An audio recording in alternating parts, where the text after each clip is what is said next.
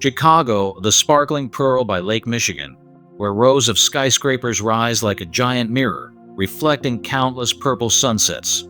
As night falls, jazz bars resonate with smooth melodies, the sound of the saxophone shimmering like stars in the night sky. Neon lights of all colors shine on the wet sidewalks after an unexpected rain, as cold smoke rises from the mouths of sewers, blending with the rich aroma of freshly ground coffee and buttered bread from the bakeries lining the streets. Tourists leisurely stroll along the wide boulevards, enjoying the sense of freedom as the wind gently blows through the leafy trees. Yet, beneath this glossy surface, Chicago hides a secret: the damp drainage systems, the abandoned subway basements, where once fast-moving red trains now only echo with the monotonous sound of footsteps. On Lower Wacker Drive, pale yellow lights cast down on the slippery concrete, creating shimmering streaks that snake through the darkness like serpents.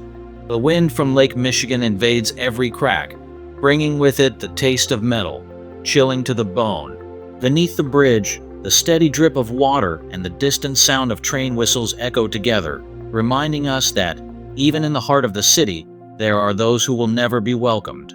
They, the veterans who once wore military uniforms, the office workers who once sat in air-conditioned rooms, the students who once eagerly went to school and now only have a thin plastic bag to cover them, a dry piece of bread as their main meal, and the empty gaze of passersby as their only companion. They have no name, no map, no invitation. Beneath the dim streetlights, some are huddled in old blankets, while others struggle with cardboard, trying to find a little warmth. The sound of ragged breathing, the unsteady footsteps, mingles with the smell of gasoline and bird droppings in the quiet air. Some call this an open wound of the city, while others choose to turn a blind eye. The authorities bundle them under the phrase, an issue to manage. For us, they are citizens stripped of their most basic right to exist. This film is not only meant to invoke sympathy, it is a strong warning. When a city rises high while forgetting anyone, it is not a symbol of success, but a moral collapse. So, if you're confident you know Chicago, be ready to listen to the sounds the city tries to hide, ready to look down to the bottom of society and truly understand the people there. For it is only by facing the darkness that we can truly appreciate the light. Beneath the city of forming an invisible, underground Chicago that is absent from the map, Chicago was once the destination for millions of immigrants and African Americans from the South after the era of slavery, bringing with them dreams of a better life. They boarded train cars, crossed mountains and rivers, waiting amidst the smoke of old train stations and distant whistles, finally setting foot on the fertile land of the city by Lake Michigan. In its golden age, back of the yards was filled with laughter from the meatpacking plants, while Cabrini Green echoed with blues music and the yearning for freedom. Bronzeville was like a shining gem for the African American community, where even the smallest bars could light up the entire Chicago night sky. But as the tide of development swept everything away, not everyone was invited on the upward journey. The once bustling industrial factories gradually turned to automation, and thousands of families lost their jobs and homes, forced to seek refuge in the hidden corners of concrete. Back of the yards now is only a few cracked brick walls, covered in moss, standing as witnesses to a once thriving era. Cabrini Green, once a symbol of movie sets and community living, now has roofs with holes, leaking cold drops of water, becoming a hideaway for those huddled in the shadows. Bronzeville, once the capital of culture and pride, and now stands eerily silent, with only the faint smell of crumbling bricks blending with the night wind. Venturing deeper into the heart of the city, you will discover a network of unofficial dwellings, the cold air beneath subway stairs, mixed with the taste of rusted metal, abandoned subway tunnels, floors flooded with stagnant water, discarded containers, their rusted doors slightly ajar, revealing the sleeping places of those who once had a home. A trembling flashlight flickers across the patched-up cardboard laid on the cement floor, thin plastic bags wrapped around the bodies of the homeless. People fashion makeshift stoves from tin cans, lighting fires with damp newspaper to warm their trembling hands. Lower Wacker Drive, the two-tiered road with its city within a city architecture, has truly become an underground neighborhood. During rush hour, when the yellow lights flicker on, dozens of figures quietly emerge, like a train gliding silently through the dark. A shop handing out free bread sits beneath the bridge, the bread wrapped beside a bottle of water left for the next day. Private paths are marked by old ropes, dividing residential areas from business zones. Here, a mere nod of the head can exchange for a bowl of hot porridge.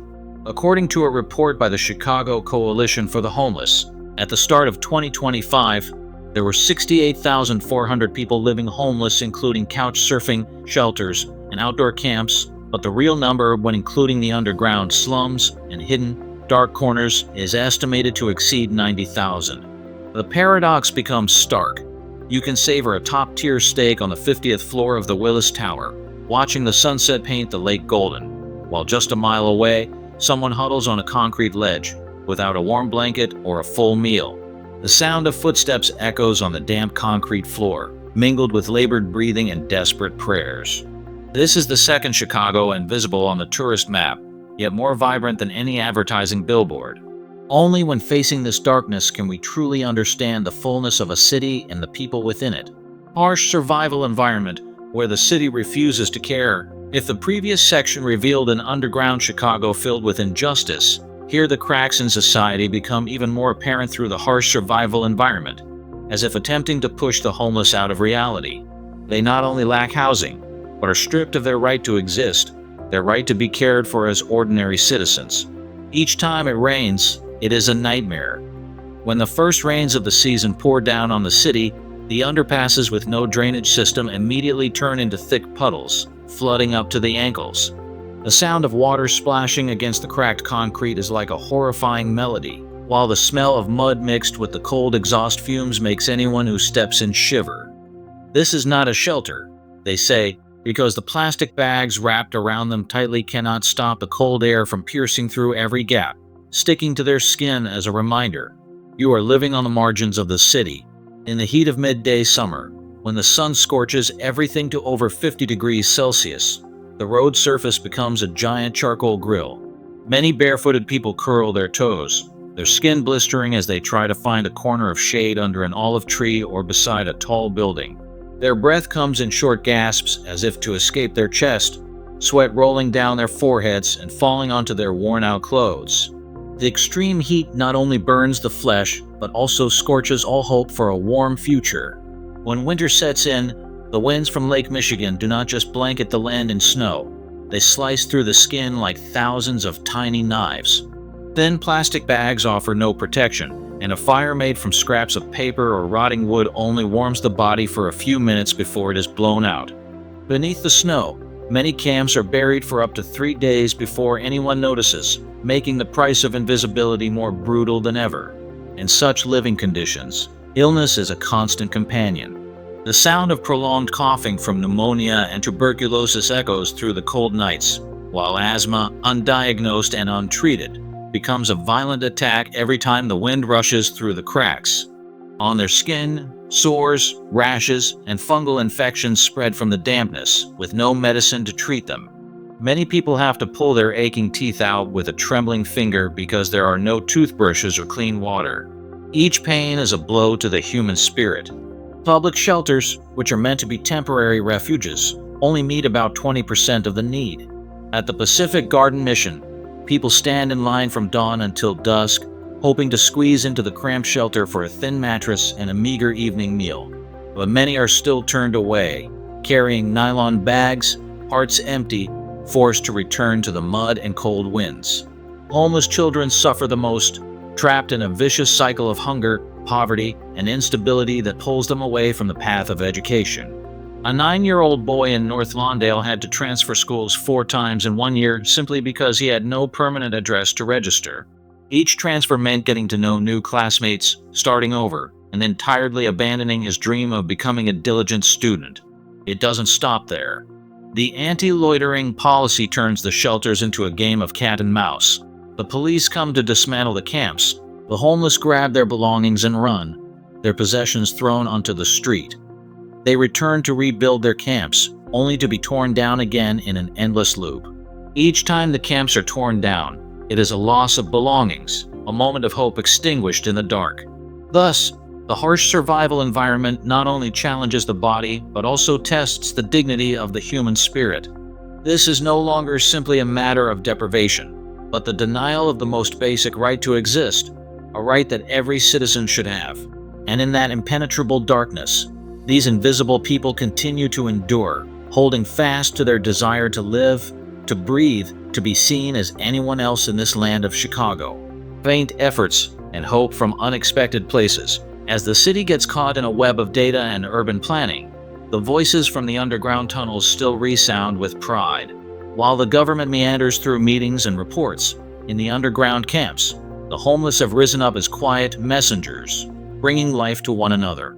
Chicago's street medicine is a testament to this.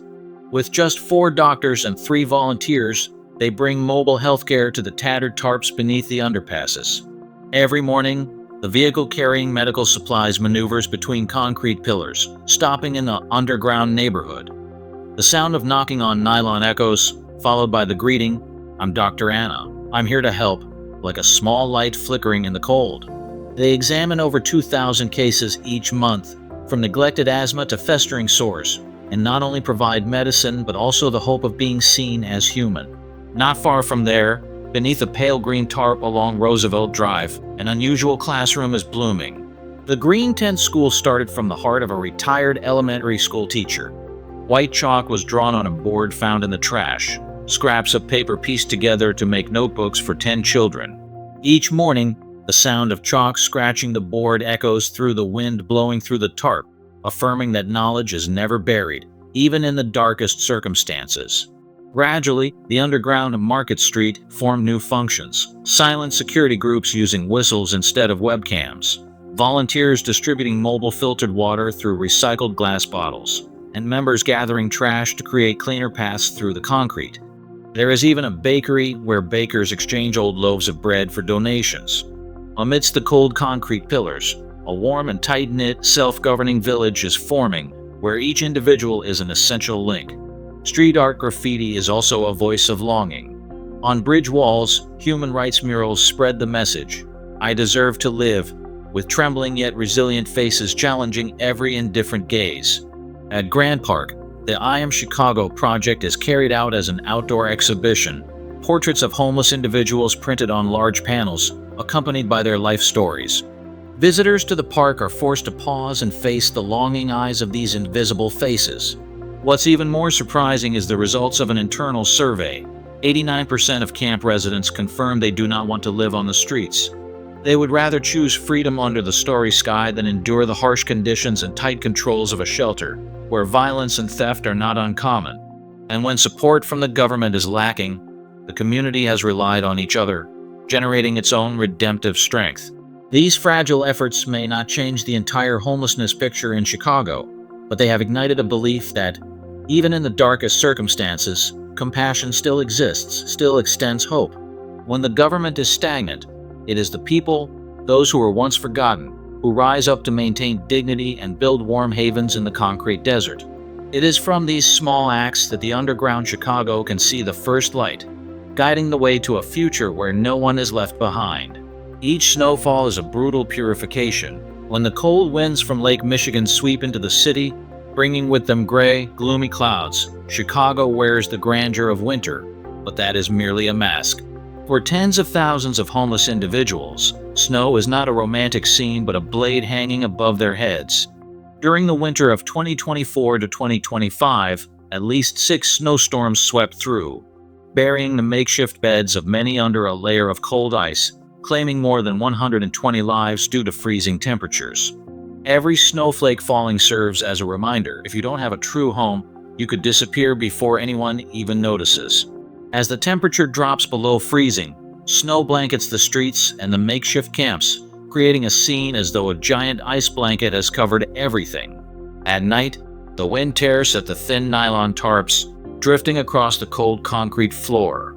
Many camps freeze solid, lying still under the snow for up to 3 days before being discovered.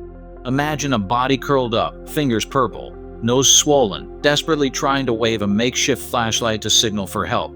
But amid the sea of white snow, that flickering light has no power to save them without someone showing up in time. To keep some warmth, they light fires with rotting wood, scraps of paper, even nylon fabric. The pale yellow flames flicker beneath the bridge, casting a faint light on the pale faces of those standing around. The acrid smell of burning plastic mixes with thick black smoke, clinging to their hair, clothes, and skin, creating a fear doubled, both the chill of the cold and the ever-present risk of fire. Many small fires flare up and die out, only to rekindle again like a chaotic symphony between fire and snow. Meanwhile, official winter shelters, considered humanitarian solutions, only prioritize women and children. While this policy is compassionate, it inadvertently leaves out the elderly, the single individuals, and those with past criminal records. They form small groups, slipping through vacant streets, seeking dark corners between abandoned buildings to set up makeshift tarps. Police and authorities patrol vigorously, dismantling camps with anti-loitering orders, forcing them to race against time and the falling snow. As the demand surges, the winter black market arises. Old blankets are sold at double the normal price, bottles of clean water exchanged for a few loaves of bread, even traded for a few moments of silence to set up a camp. Wool coats, mini stoves, and winter socks become treasures passed from hand to hand like the last ember fighting the cold. Each small item carries a story of sacrifice. Some sell their medical kits to buy blankets for fellow campers, while others give up brand new socks to keep the elderly warm. While human-made disasters unfold in waves, the budget for anti-poverty and winter support in Chicago has dropped by more than $8 million from 2022 to 2024. That seemingly small sum could have funded hundreds of insulated tents, extended heating center hours, but now, the nylon tarps and blankets must bear the full weight of responsibility. The austerity measures have led the prosperous city to forget the figures huddling on the margins. And when the snow melts, the remains of the underground camps are still painfully visible, each footprint embedded in the snow mud, each pile of ash from the final fire. Every snowstorm that passes is not only the harshness of nature, but a moral test for a city that prides itself. Chicago may clear away the snow, but can it cleanse the injustices that remain? When the government remains invisible and resources are exhausted, only the strength of resilience and compassion, lit from the depths of the tunnels, remains, keeping the dream of life burning in the hearts of the invisible people. The system rising from the depths, when people organize life anew, after the brutal snowstorms and the life-threatening cold winds, when trust in the government has slowly dwindled, a new force rises quietly.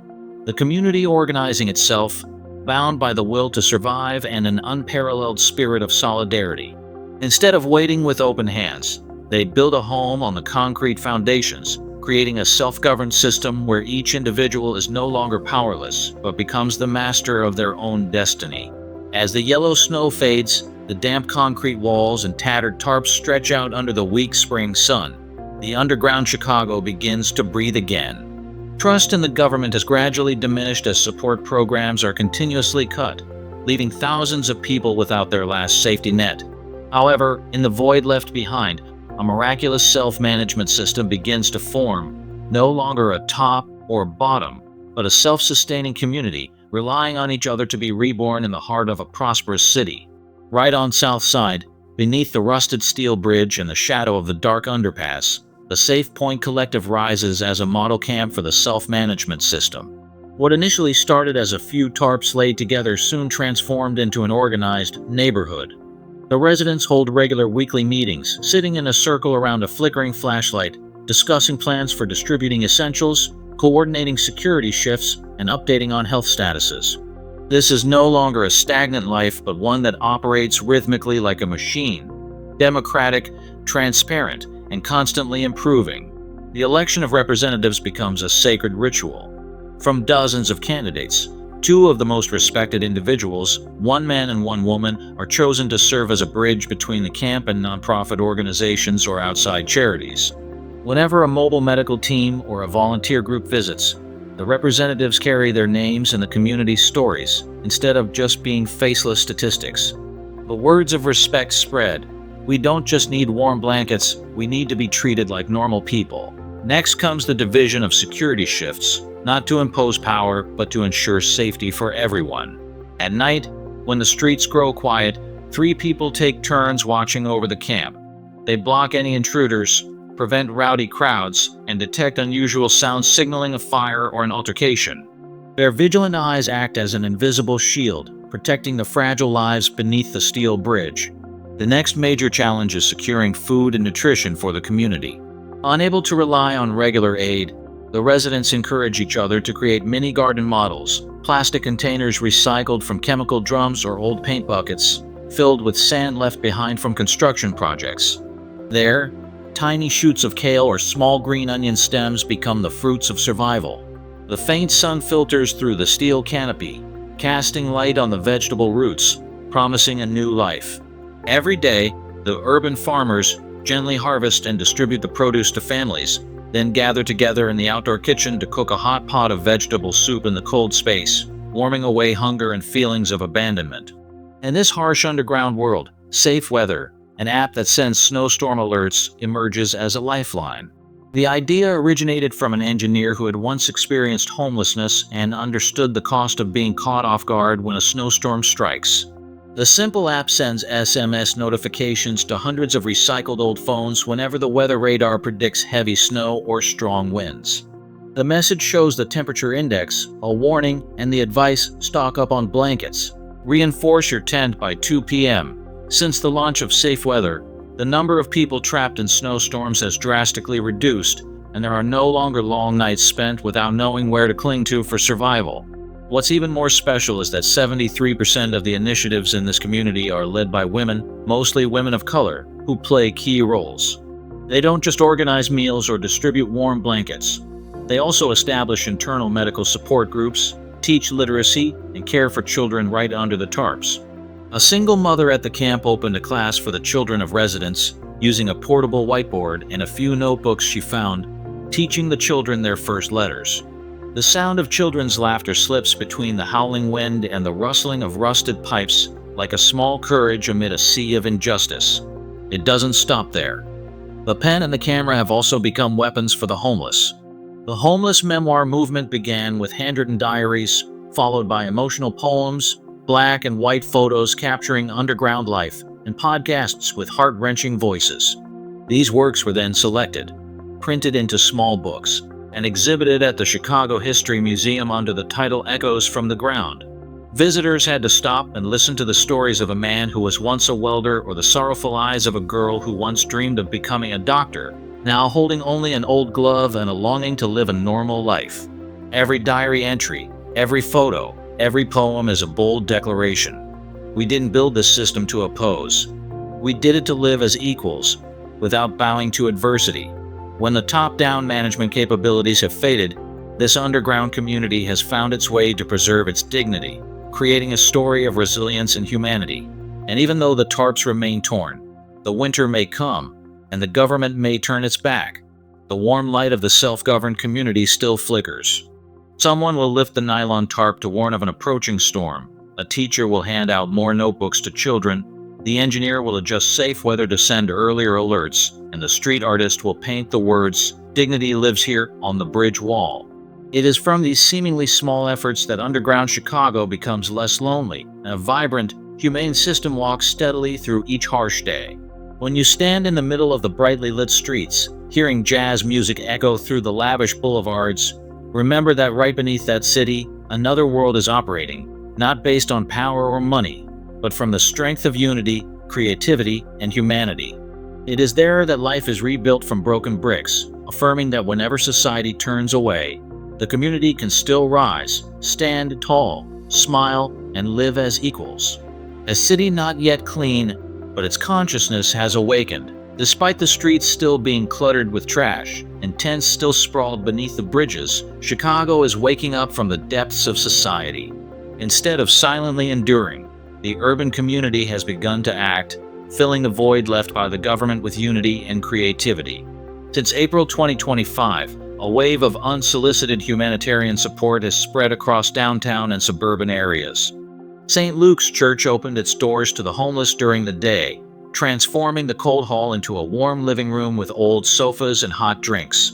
The Harold Washington branch of the Chicago Public Library temporarily extended its hours into the afternoon, offering a place to read, charge phones, and enjoy the quiet atmosphere among books. Independent coffee shops like Cafe Oasis on Adams Street buzzed with the sound of freshly baked bread and espresso being poured, greeting everyone as if they were regular customers, always ready to offer a free cup of coffee. What began as a few isolated initiatives quickly spread into an official movement, Chicago for All. Volunteers, from university students to office workers, organized weekly coffee and conversation sessions where anyone could share their story, connect with social services, and receive clothing and blankets. They also drafted a petition, gathering over 20,000 signatures demanding the city enact a law prohibiting the clearing of camps without providing a clear alternative solution, meaning before any temporary shelter is dismantled, the government must provide equivalent temporary housing in terms of both quantity and quality. The resistance didn't just take place in the offices of officials, but echoed on the streets. At the June 2025 City Council meeting, the atmosphere was tense as a man, with a solemn yet determined gaze, stepped up to speak. Having lived for 4 years under the Lakeshore Drive Bridge, he shared, "I don't need a 5-room house. I just need to be seen as a person, to be called by name, to live without hiding." His words resonated loudly, causing many officials and lawmakers to fall silent and listen. It wasn't just a request. It was a piercing question. If a person is not granted the most basic right, the right to live as a normal human, what does development or progress even mean? Immediately after the meeting, many street artists took his assignment as inspiration. On an old street in the West Loop, a large sign appeared painted with electrostatic paint. "Here lives dignity, not just tents." The word dignity was written in bold, capital letters, next to an image of raised arms. Below it, a smaller line, each name, a story. Each person, a right to live. Every time a bus stopped, passengers turned around to read it, sometimes quickly snapping photos and posting them on social media with the hashtag #ChicagoForAll, #Dignityliveshare. Other public spaces began to change. In Millennium Park, benches were now labeled free for anyone needing to rest. Public bike stations like Divvy Bikes offered special support accounts, allowing the homeless to borrow bikes for free to travel to medical centers or temporary jobs. DePaul University launched a volunteer housing program, renting small apartments to students with an income-based contribution fee, specifically for former homeless individuals who needed stable housing while seeking employment. The greatest shift has perhaps been in civic awareness.